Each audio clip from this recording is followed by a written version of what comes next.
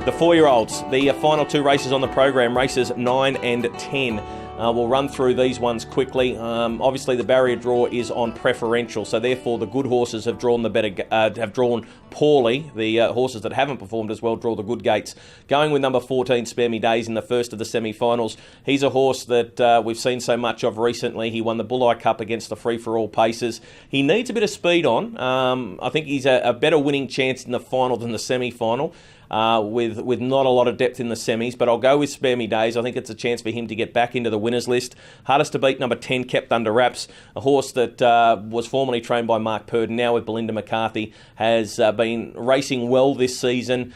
He's got the awkward draw. He can probably go forward and be in front of his main danger. They're the top two for mine. Outside of those, I thought number 12 was a chance, which was Sporty Spook, better drawn off the front row. He's got good gate speed. I don't think he's going as well as he was, say, 12 months ago, but he's a horse that is definitely going to, or should get through to the final. And best of the rest, number 6, Chumlee, another one for the Turnbull. So the numbers there in the first of the semi-finals for the 4-year-olds, 14, 10, 12 and 6.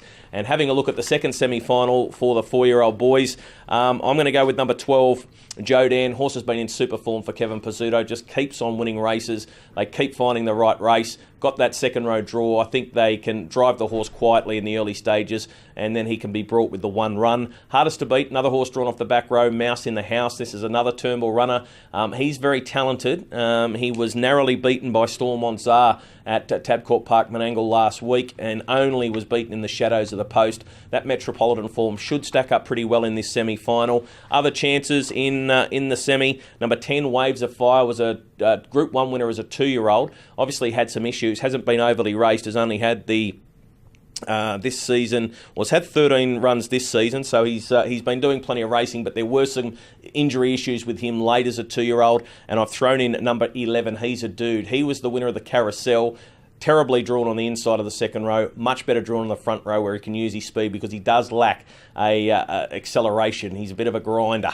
So the numbers there in the the second of the semi-finals for the 4-year-old boys, I've gone 12 on top to beat 14, 10 and 11. That's Menangle on Saturday night.